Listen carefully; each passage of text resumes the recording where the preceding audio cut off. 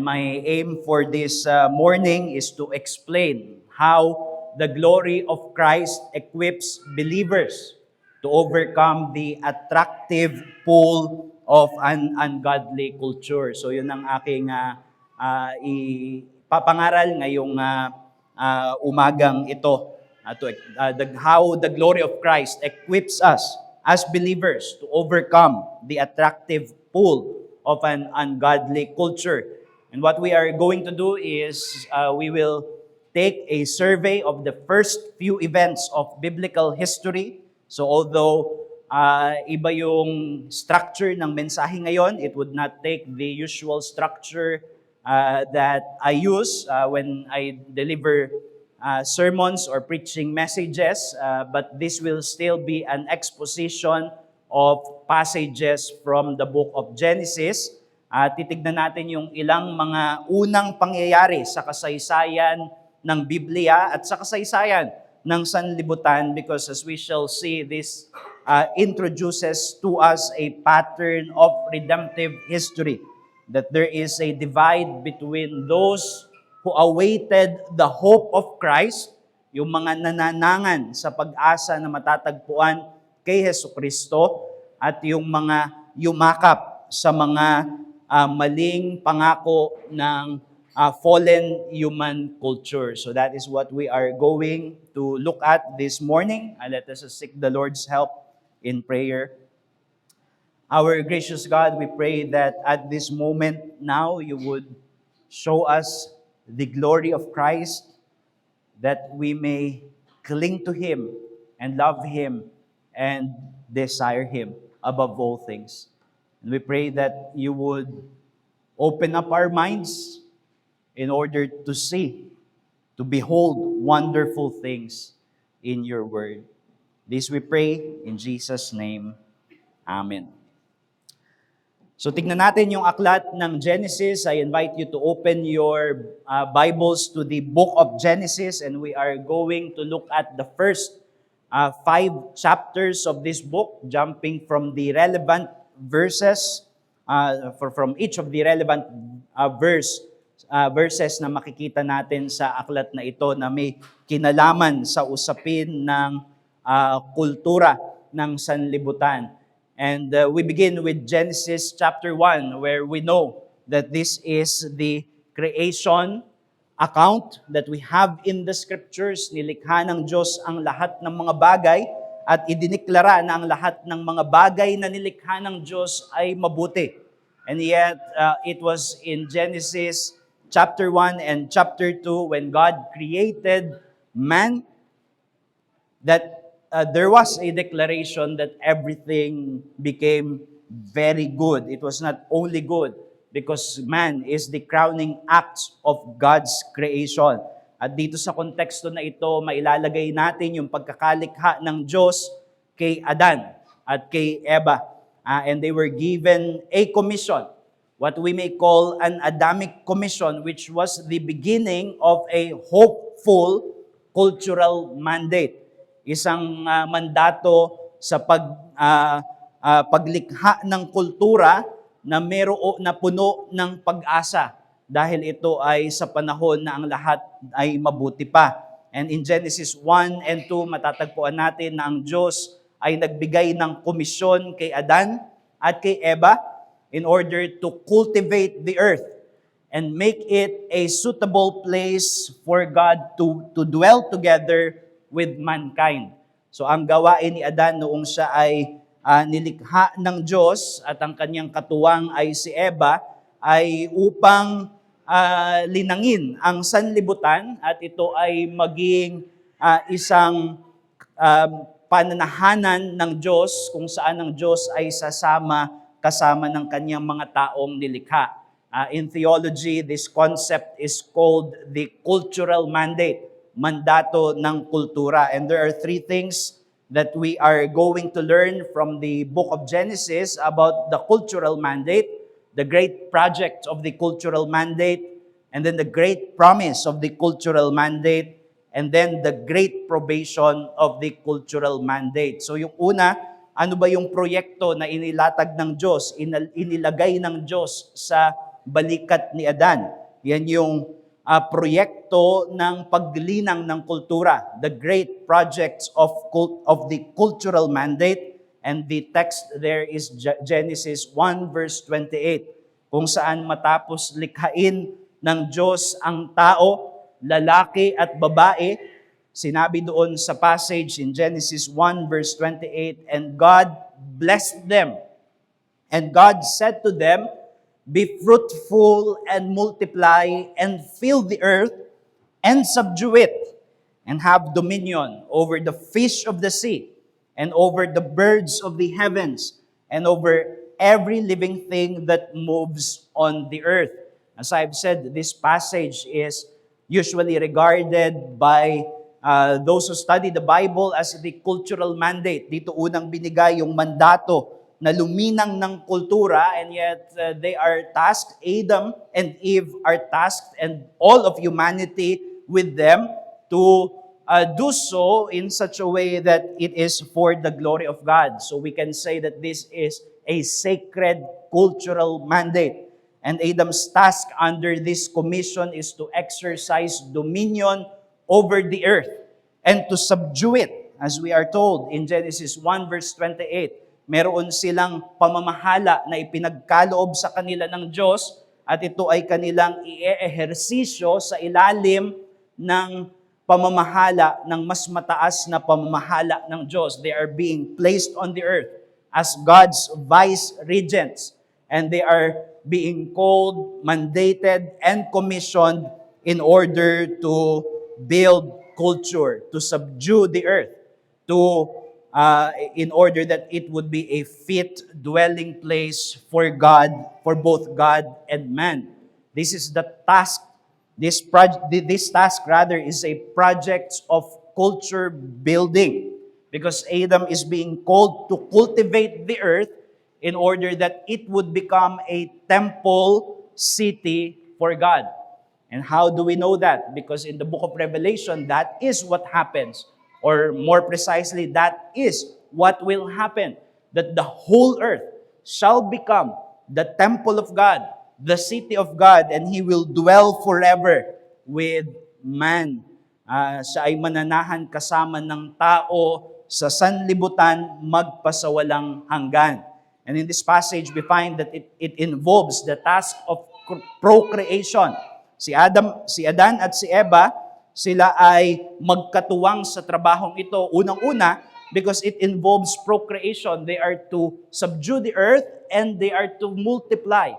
They are to fill the earth with inhabitants of people who are to be the image of God, who are the image of God. And therefore, there is an anticipation sa simula pa lamang noong nilikha ng Diyos si Adan at si Eva na ang tao ay lalago, rarami sa balat ng lupa, and there will be a growth of human society that is under the blessing of God. That God has blessed this society of human beings, and they are going to multiply as Adam and Eve are called to multiply and fill the earth.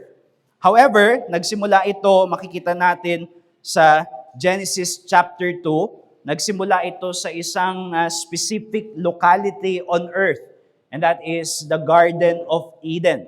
It was Eden that was the first earthly temple, and that is strongly suggested by certain of its features that are later recalled in the Temple of Jerusalem. Pag tinignan ninyo yung disenyo ng tabernakulo at templo ng Diyos sa Lumang Tipan, it recalls the Garden of Eden with its decorations of a garden, fruits, olives, and also the cherubim being placed in the Holy of Holies. Iyon ay paalala na yung Hardin ng Eden ay yung templo kung saan unang ipinamalas ng Diyos yung kanyang pananahan kasama ng tao. And that is the great starting place kung saan magsisimula itong tinatawag na cultural mandate. And yet, the cultural mandate has a promise. So that is the second thing, the great promise of the cultural mandate. Yung trabaho ni Adan noong siya ay nilagay sa hardin ng Eden, it was anticipating an end. It was not going to be forever. Merong inaabangan na pagkatapos ni Adan at ni Eva na gumawa, matapos na sila ay magparami dito sa balat ng lupa, matapos na kanilang matagumpay na magampanan yung kanilang panawagan sa mandatong ito, Adam and his offspring shall enter a holy rest. They shall enter the very rest of God, kung saan ang Diyos ay namahinga matapos siyang gumawa sa kanyang paglilikha. And this is given a sign. That is the sign of the Sabbath. Binigyan ng tanda. At yun ay yung tanda ng pamamahinga ng Diyos. In Genesis 2, verse 1 to 3, thus the heavens and the earth were finished, and all the host of them. And on the seventh day, God finished His work that He had done, and He rested on the seventh day from all His work that He had done. Alam natin na ang Diyos ay makapangyarihan, ang Diyos ay hindi napapagod, kaya yung kanyang pamamahinga ay hindi pamamahinga dahil kagaya siya ng tao. That He needed rest because He was weary after His work of creation. That is not what happened. He was establishing the Sabbath for the good of man. And one of its purposes in the program of God's redemption is that He is giving a sign to Adam, He is giving a sign to all of humanity that they too, after their work is complete, they will enter God's heavenly rest. And that is a great promise. Ang papasukin na kapahingahan ni Adan, pagkatapos niyang magawa itong trabaho na ipinagagawa sa kanya ng Diyos, ay yung perpektong kapahingahan ng Diyos mismo.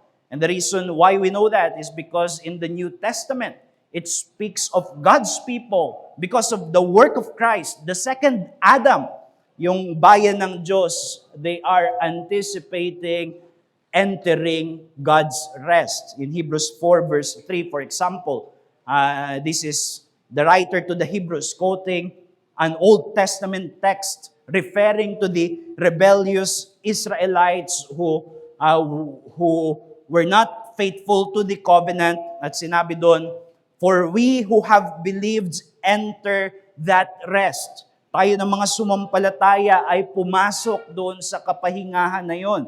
As He has said, as I swore in my wrath, they shall not enter my rest. Although His works were finished from the foundation of the world. So tinutukoy doon ay yung kapahingahan ng Diyos. Matapos niyang likhain ang sanlibutan, siya ay namahinga. Subalit there was a standing promise that men too, human beings too, can enter the very rest of God. Also in Hebrews 4, verse 9 to 10, it says, so then there remains a Sabbath rest for the people of God. For whoever has entered God's rest has also rested from his works as God did from His. So yung pamamahinga pala ng Diyos ay tanda nung kapamahingahan na papasukin rin ng tao matapos gampanan itong trabaho na ibinigay kay Adan.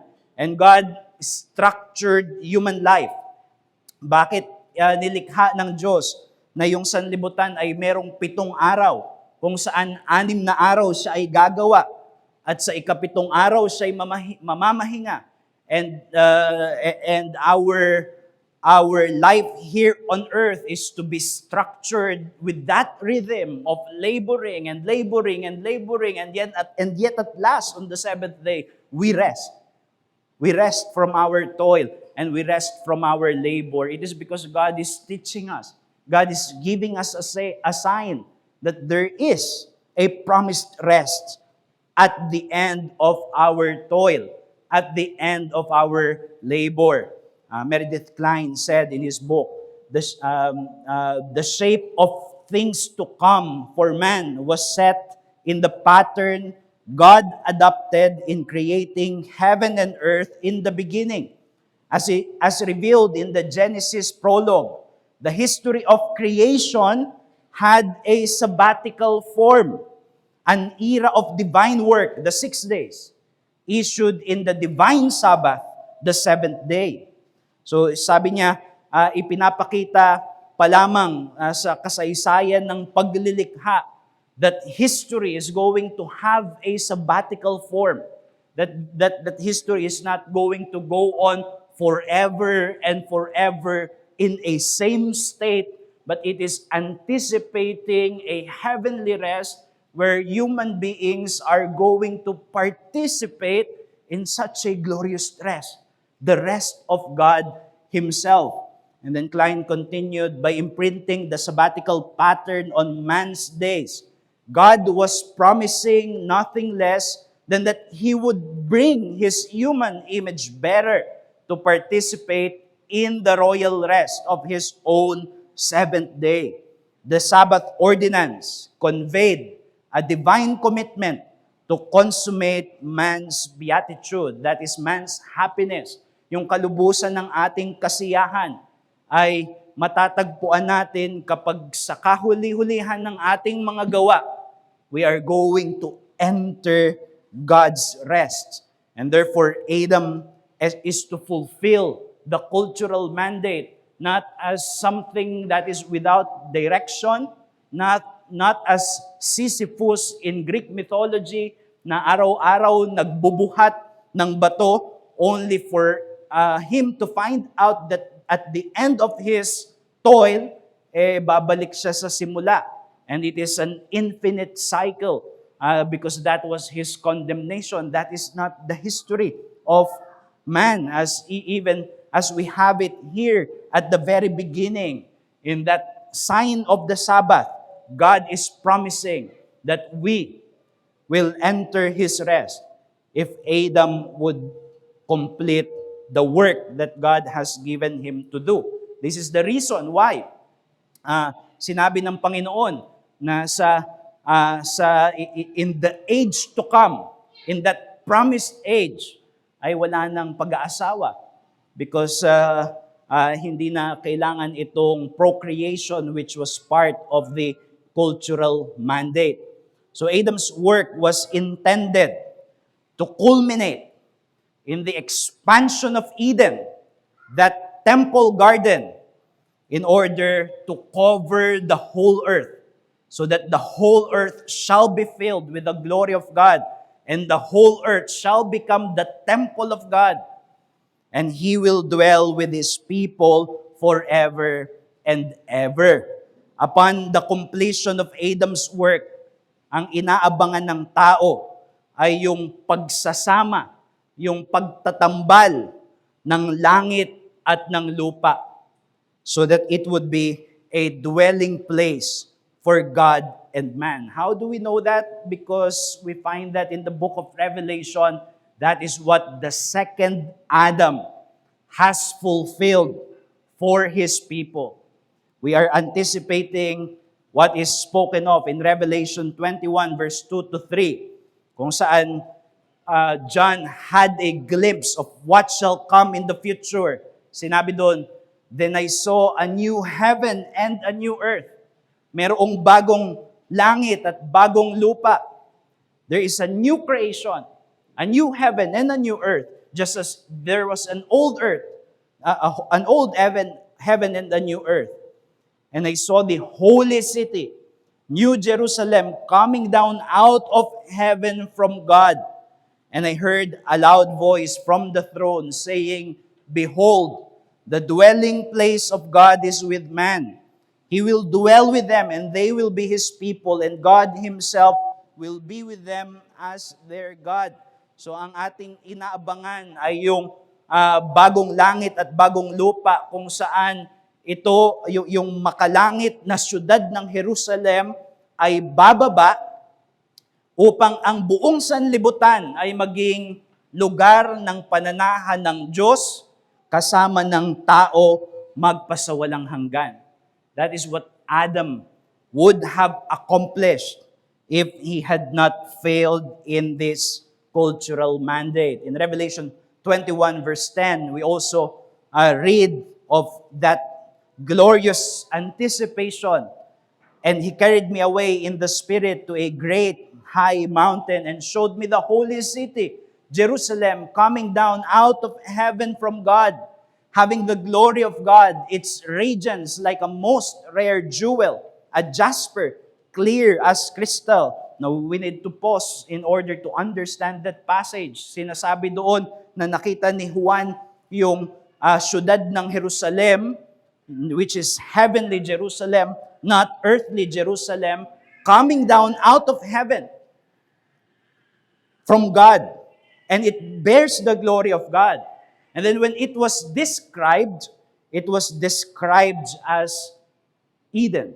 It was also described as the temple, as having those precious stones of jewel, jasper, and crystal. And then in verse 22, it continues, and I saw no temple in the city, for its temple is the Lord God the Almighty and the Lamb. So ibig sabihin, ang layunin ng Diyos sa sanlibutang ito ay maliwanag. Gagawin niya itong templo.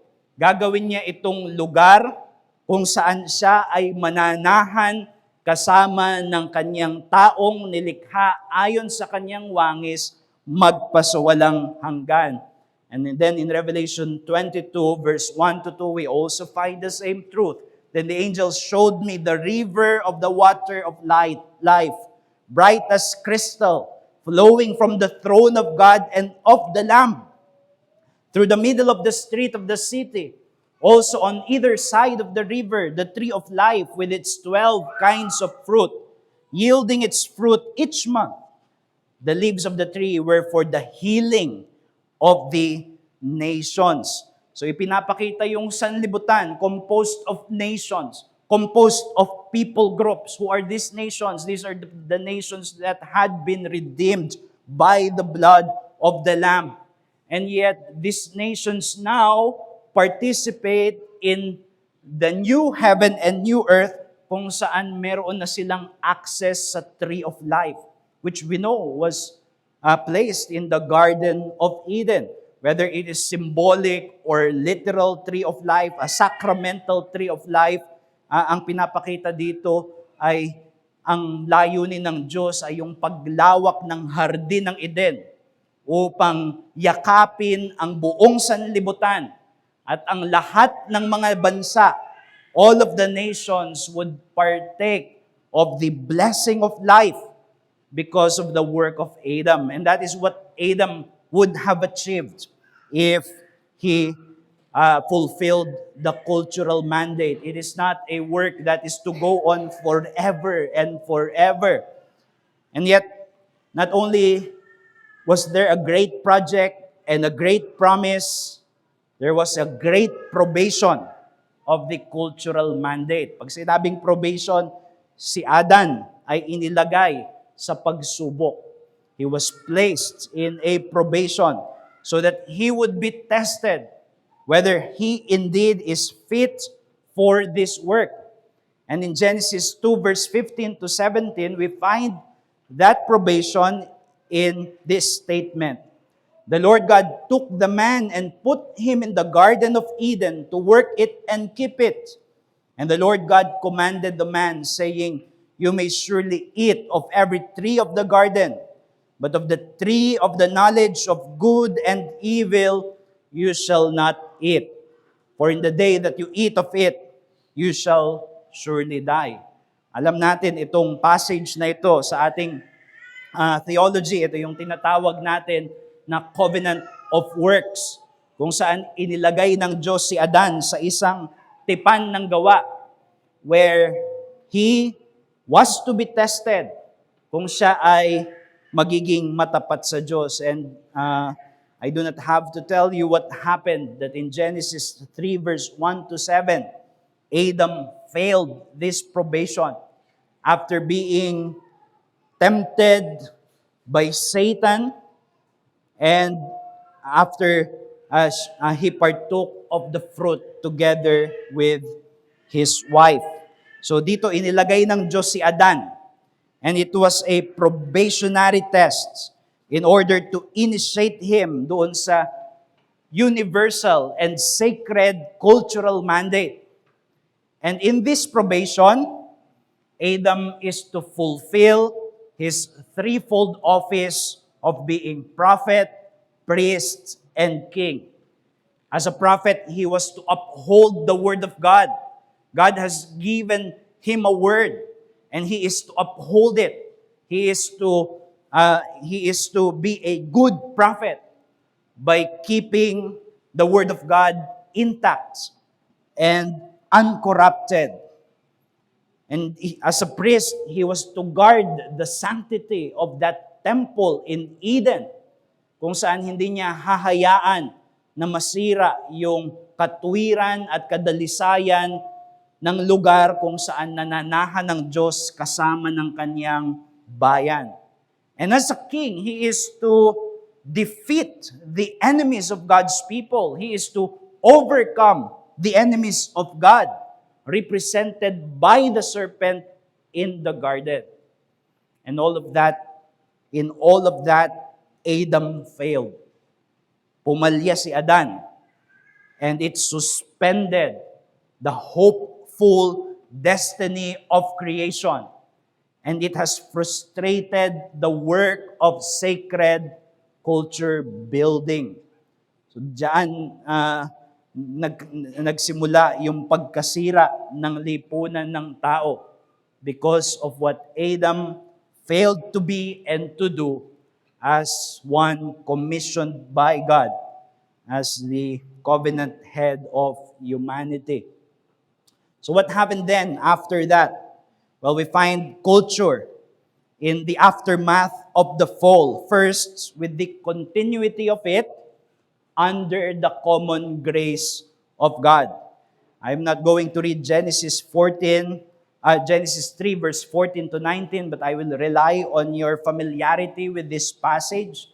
In Genesis 3 verse 14 to 19, matapos na magkasala si Adan at si Eva, matatagpuan natin ang Diyos na nagdeklara nung kanyang mga sumpa sa kanyang tipan, which He placed upon human life and the world as a result of man's fall into sin. And He gave those curses. Inilatag niya yung mga sumpa kabaliktaran nung pinagsimulan nilang pagpapala. And God blessed them. But now, curse was laid upon human life and the world as a result of man's sin. Pero yung isang bagay that we need to appreciate in Genesis 3 verse 14 to 18 is that while God introduced pain, hardship, and death to man's life on earth as a due for Adam's sin, and nagsimula rin sa Genesis 14 to 19, yung pag-iral ng sanlibutan sa ilalim ng pangkaraniwang biyaya ng Diyos. That the world now exists and continues on under the common grace of God upon humanity. Which means culture building will continue even in a fallen state. Magpapatuloy yung paglinang ng kultura dahil sa biyaya ng Diyos, sa kanyang pangkaraniwang biyaya na hindi niya tinupok yung sangkatauhan immediately after they have rebelled against Him. So for example, we find in Genesis 3 verse 14 to 19, that pain is introduced to the process of procreation. They shall multiply and fill the earth. And it would have been nothing but a joyful process of filling the earth with God's image bearers. Sinabi dun sa babae that she will bear children in pain. And she will give birth to children in pain. That is what we have in Genesis 3 verse 16. To the woman, he said, I will surely multiply your pain in childbearing. In pain you shall bring forth children.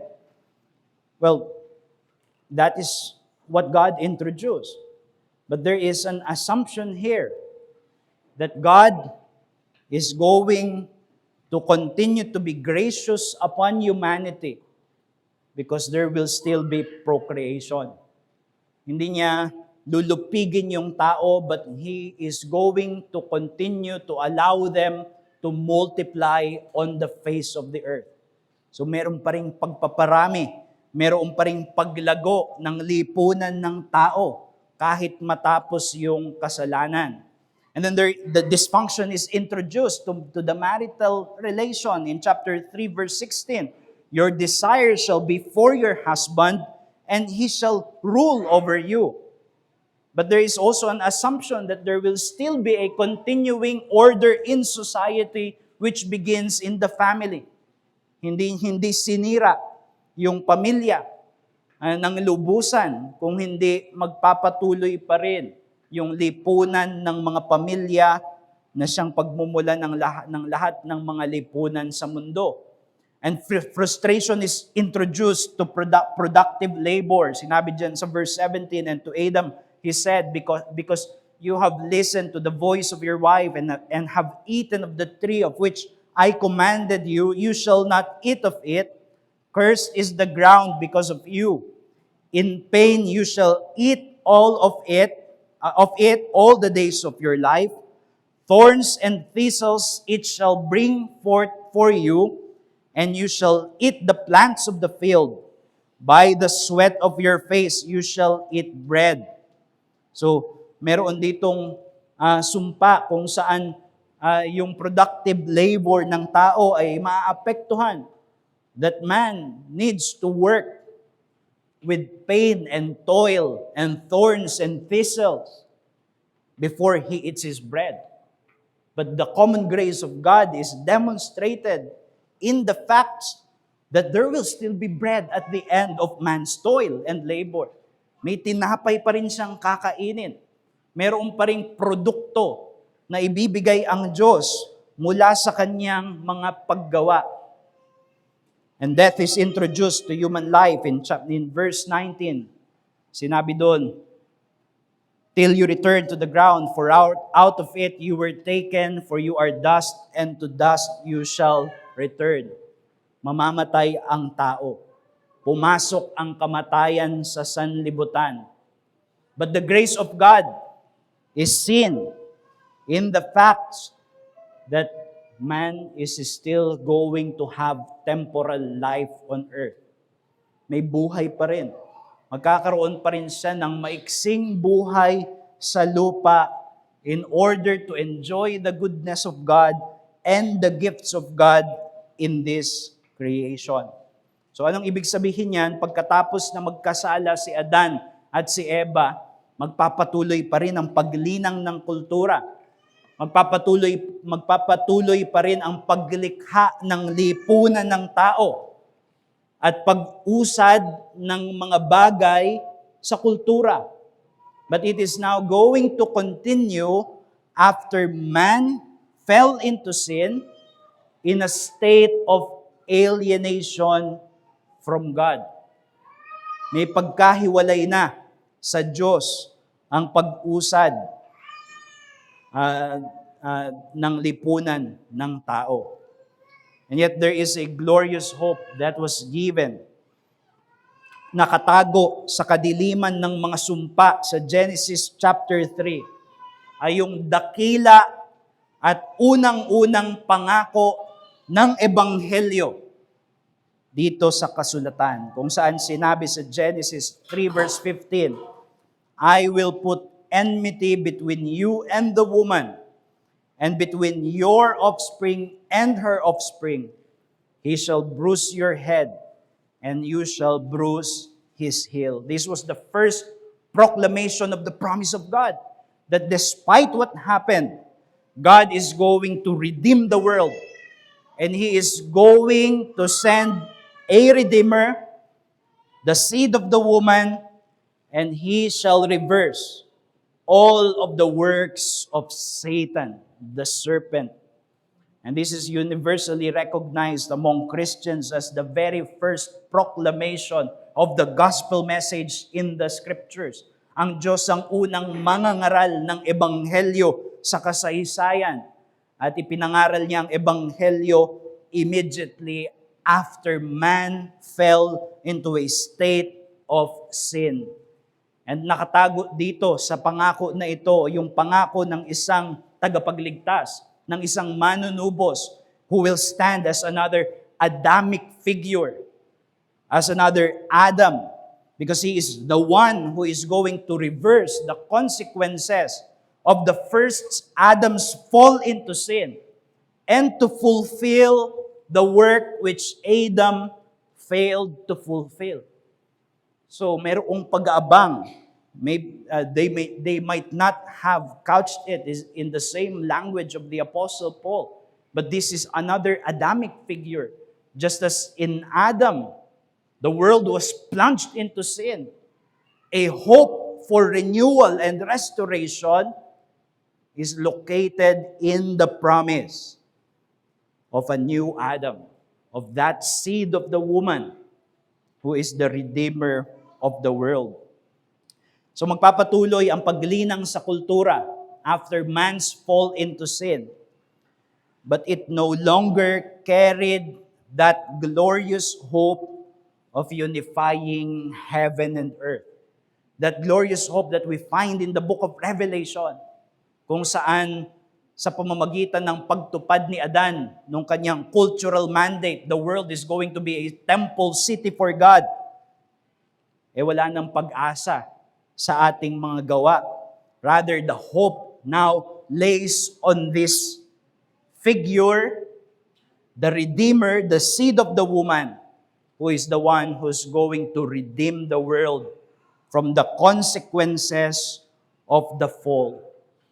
Kaya makikita ninyo, when God renewed creation after men fell headlong into corruption and sin, there was the great flood. And in Genesis 9 verse 1, inulit yung mandato sa kultura. Sabi doon, and God blessed Noah and his sons and said to them, be fruitful and multiply and fill the earth. So may pag-ulit nung mandato sa kultura na sila'y magpakarami at kanilang punuin ang lupa. But what we do not find is the promise of dominion, of subduing. Rather, in verse 2, it says, the fear of you and the dread of you shall be upon every beast of the earth and upon every bird of the heavens. The picture that it evokes is one of this harmony in nature, one of this harmony in God's creation, where God's vice-regents, benevolent vice-regent, they are going to, the fear of them is going up to be upon creatures.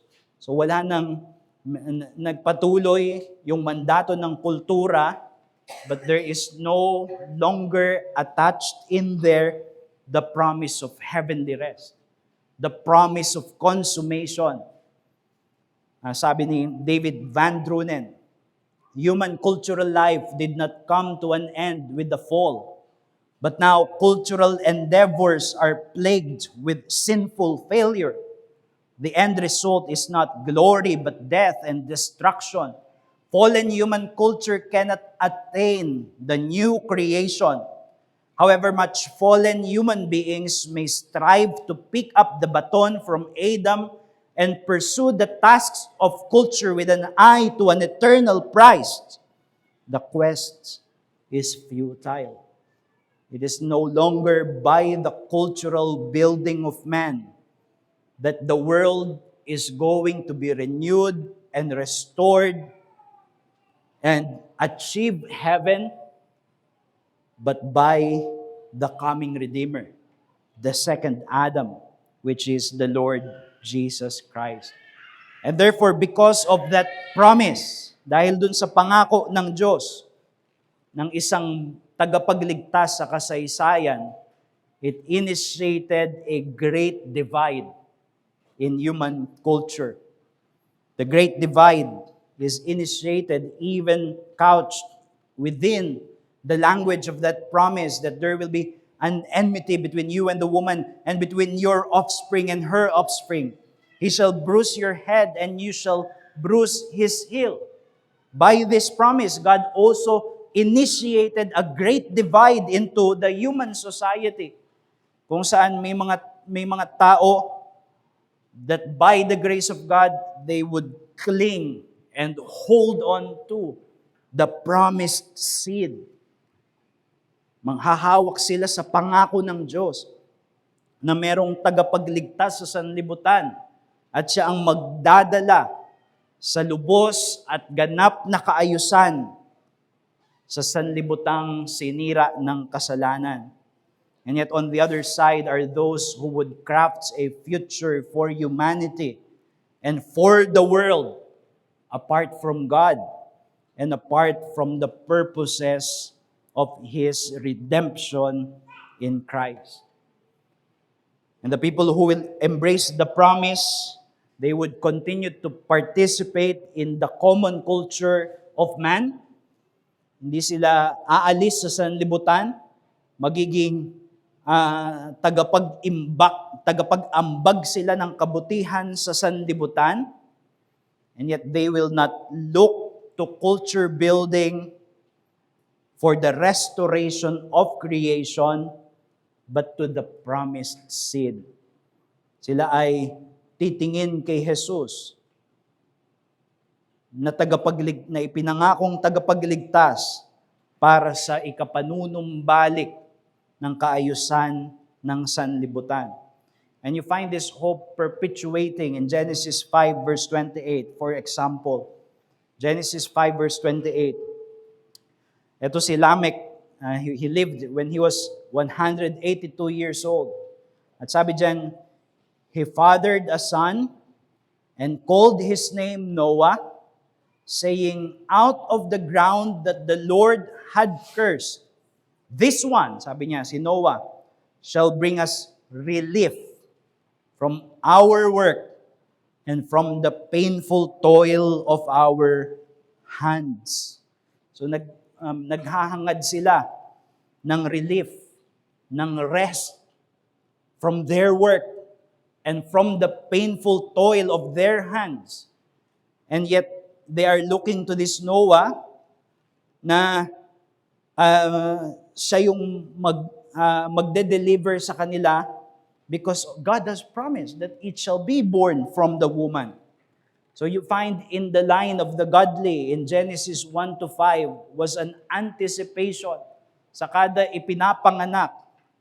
Maaring ito na yung ipinangako na binhi ng babae kung saan yung sanlibutan na sinumpa ng Diyos, merong magdadala ng kapahingahan. Someone is going to bring rest and relief from our work and from that curse of those painful toil of our hands.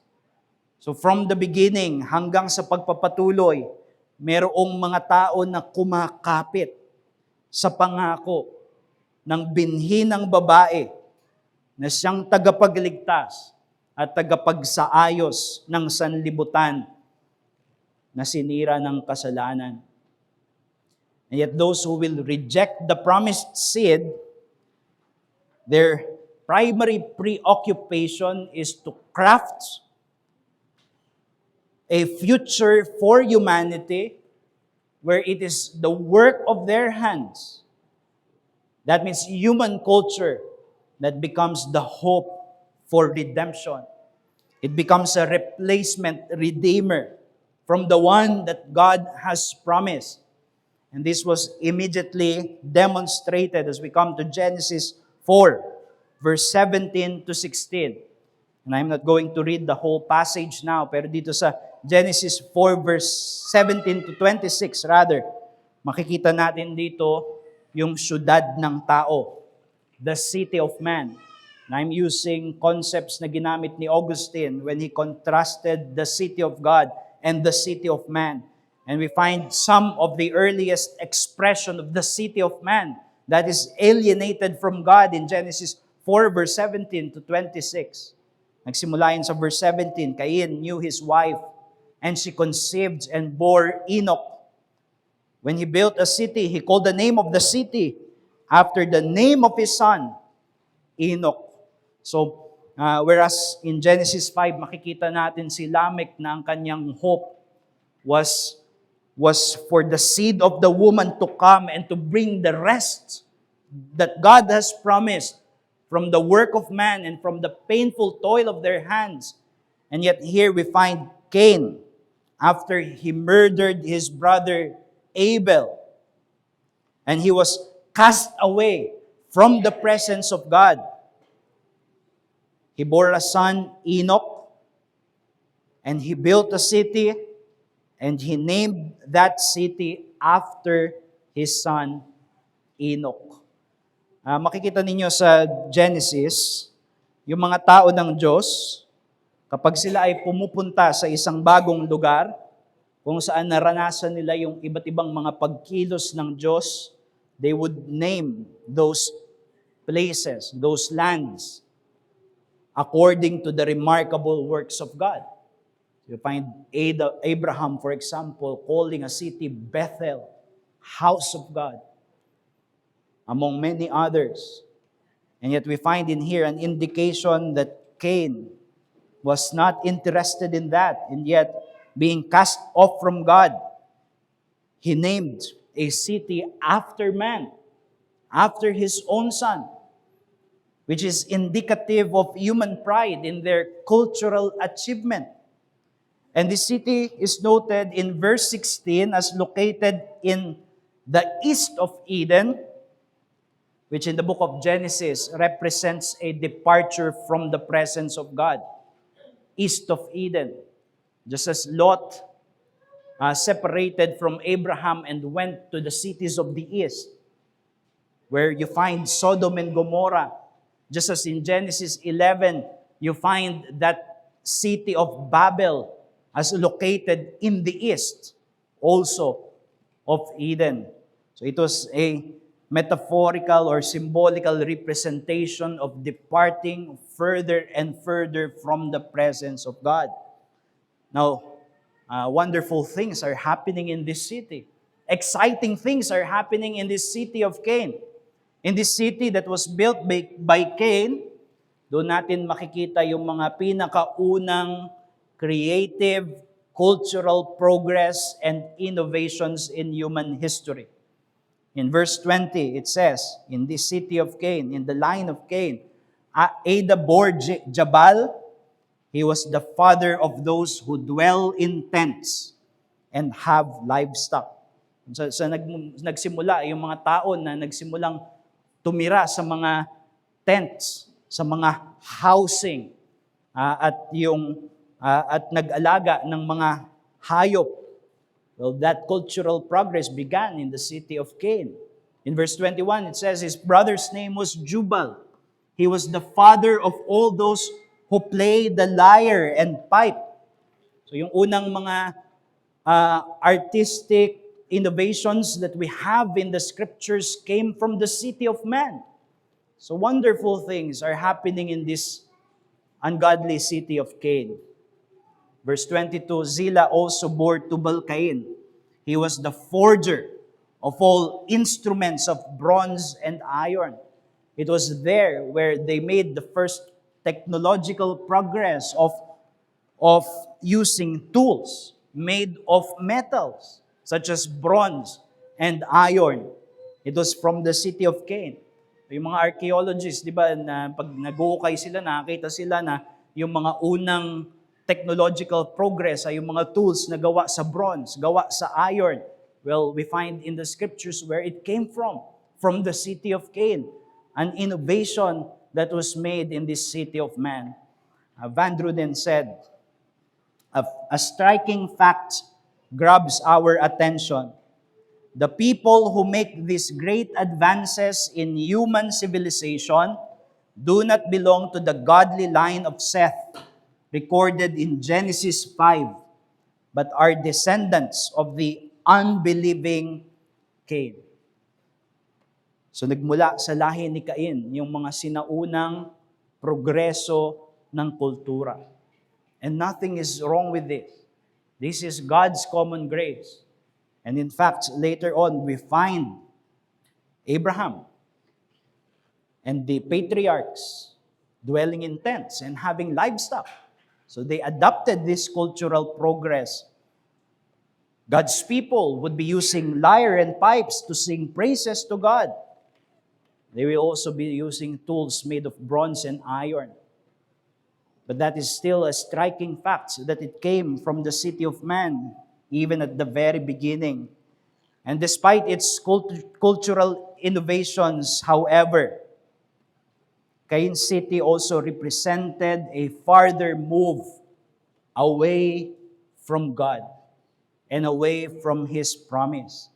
Kaya dito pa lang sa simula, makikita na natin, una, yung pag-iral ng kahambugan ng tao na nagmumula sa kanilang katagumpayan sa kultura. In verse 17, it says, Cain knew his wife, and she conceived and bore Enoch. When he built a city, he called the name of the city after the name of his son, Enoch. So ito yung nung gumawa sila ng syudad, kumakanta sila, we built this city from rock and roll. Kami ang gumawa nito. We did it our way. And therefore, ipinangalan sa tao. And there will be this is a prototype of a later eastern city, that is the Tower of Babel, kung saan makikita natin yung karukrukan ng kahambugan ng mga tao sa gawa ng kanilang mga kamay. And they would gather together in one place, in that city of Babel, with the hopes that they are going to build a tower that is to reach up to the heavens. That is to reach up to the heavens. So their city is going it says in Genesis 11 that they are going to build a name for themselves and to make a tower that is as high up to the heavens. And in Genesis 19, dito natin unang makikita yung mga unang rebellion sa disenyo ng Diyos. In Genesis chapter 1, it was clear, and in Genesis chapter 2, that God's design for marriage was for one man and one woman to be joined together and to not be separated. Yun ang disenyo ng Diyos, isang lalaki at isang babae sa pag-aasawa.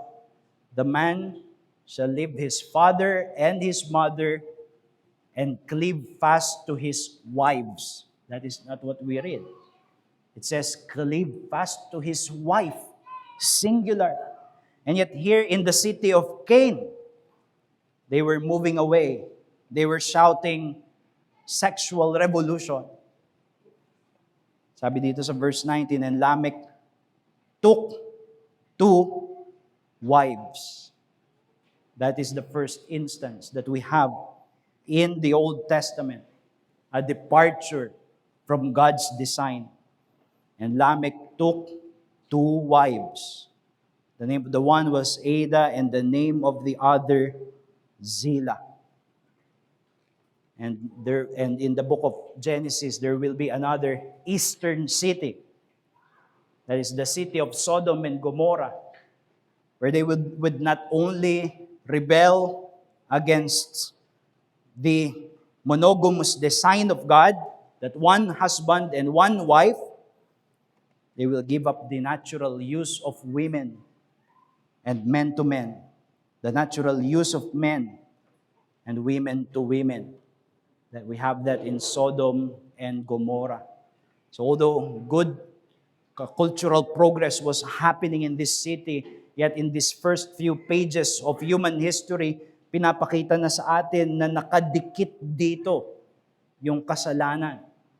Hindi maalis yung kasalanan. And for the unbelieving, usually we find that human culture really becomes an attractive replacement for the hope of redemption in Christ. Ito yung pinaka nakakaakit na panghalili doon sa pag-asa sa isang tagapagligtas. Yes, it is true that human culture is upheld by God's common grace. Therefore, we should participate in it. It is not sinful in itself. That is why we find here that this cultural progress in the city of Cain will later be embraced by the godly as history progresses. However, after the fall, human culture has been affected by man's rebellious and unbelieving heart. And for those who are alienated from the promise of Christ, human culture holds a rival promise, a rival hope for redemption. Because it holds an attractive alternative story of redemption. Diba? Merong eschatology, merong view ng human history sa na pwedeng kuhain sa pag-aambag sa kultura, and that is one that is not achieved by the redemptive purposes that is in Christ, but through the cultural achievements of men.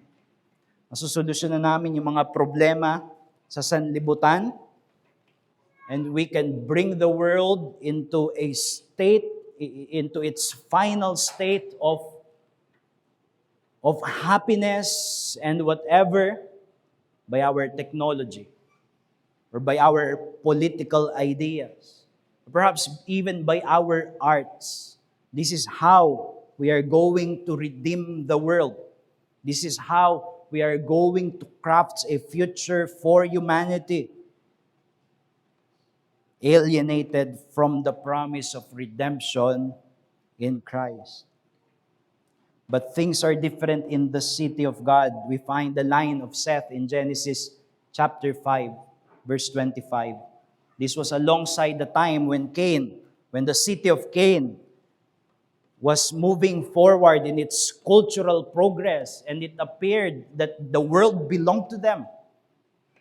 And yet in Genesis 5 verse 25, we find a humble family continuing in Adam. And Adam knew his wife again, and she bore a son and called his name Seth. For she said, God has appointed for me another offspring instead of Abel, for Cain killed him. Another seed. There remains an anticipation for the promised seed. To Seth also a son was born, and he called his name Enosh. So nagkaanak si Seth, yung kapatid ni Cain. Kung si Cain nagkaanak, they built a city and named the city after Enoch. But when Seth had a son, Enosh, it says in Genesis 5, at that time, people began to call upon the name of Yahweh, of the Lord. There is a distinctive preoccupation in the line of those who embrace the promised seed. That they were participating in the common culture of human society, but their highest preoccupation in life was worship, piety, godliness, hope in the restoration of the world through the promised Redeemer. And although it seemed that the world belonged to the ungodly, the saints walked as pilgrims of faith in the promise of God. That is why in Hebrews 11, we find that summary of the godly in the Old Testament, kung saan yung mga kumapit sa pangako ng darating na tagapagligtas, yung buhay nila sinamarize sa Hebrews 11 as one of a pilgrimage in the world, because they were clinging on to the hope of Christ. Hebrews 11 verse 16. These all died in faith, referring to the Old Testament saints. These all died in faith, not having received the things promised, But having seen them from afar, and having acknowledged that they were strangers and exiles on the earth, but as it is, they desire a better country, that is a heavenly one. Therefore, God is not ashamed to be called their God, for He has prepared for them a city. And then you have an example given in the case of Moses. By faith, Moses, when he was grown up, refused to be called the son of Pharaoh's daughter, choosing rather to be mistreated with the people of God than to enjoy the fleeting pleasures of sin. He considered the reproach of Christ greater wealth than the treasures of Egypt, for he was looking forward to the reward. That hub of culture, which was Egypt in the Old Testament, in the time of antiquity, Moses exchanged them for the reproach of Christ. And God is not ashamed to be called their God, because He has prepared for them a city, a heavenly city. That city which we read about in the book of Revelation. Kaya para sa mga mananampalataya, the hope of redemption in the promised Redeemer is what ultimately overcomes the dazzling but false promises of fallen human culture.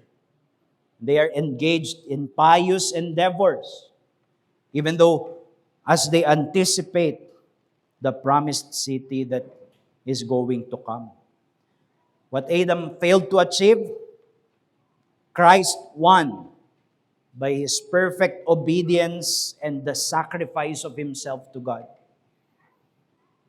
Siya yung nagpanatili ng salita ng Diyos as a faithful prophet.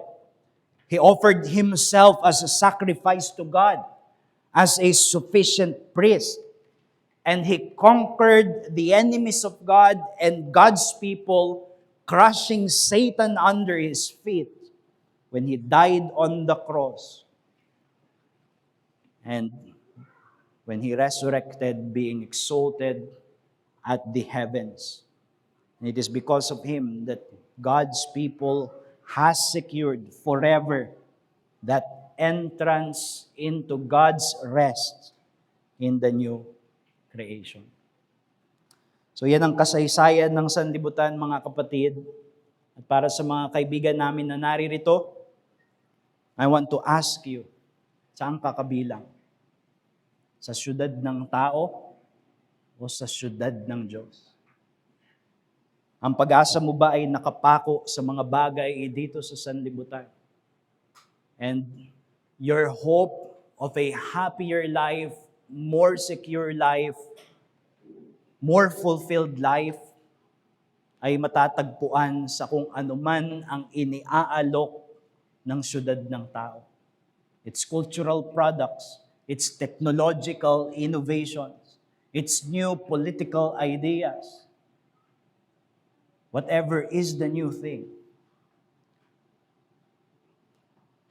Well, there is no ultimate hope in there. Walang kakahinatnan na pag-asa. But if you are aching for the brokenness of this world at hinahanap mo yung tunay na solusyon, well, we find in the scripture the promise of God of a coming Redeemer, isang darating na tagapagligtas na siyang magdadala sa sanlibutan sa bagong langit at bagong lupa. Sana diyan mo ilaga kang iyong pag-asa. Sana sumampalataya ka kay Jesus. Yakapin mo si Jesus bilang pag-asa sa sanlibutang ito at mapabilang ka sa syudad ng Diyos. At para sa ating mga mananampalataya, how do we overcome the attractions of an ungodly culture? Well, it is when we look at the glory of Christ and His victory. understanding that man's culture in all of its glory do not hold a single beauty which rivals the glory of Christ and the victory that he has achieved. Let us pray. Our gracious Father in heaven, we come to you and we ask that you would bless these words which came upon our hearing, that you would direct our gaze continually to Christ, who is our hope, both in this life and in the world to come. Panalangin namin, Panginoon, na yakapin namin ang kultura ng sanlibutan ito na bunga ng iyong pangkaraniwang biyaya. But also at the same time, that we would not put our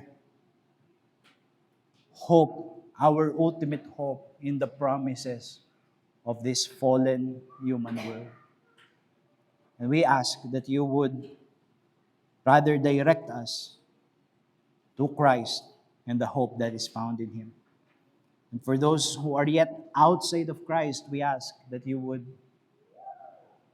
show them the beauty of Christ, the glory of Christ, the hope of Christ, so that with Moses they would embrace the reproach of Christ over all the treasures of Egypt. And so we commit this message to you for blessing upon our hearts as we pray these things in Jesus' name. Amen.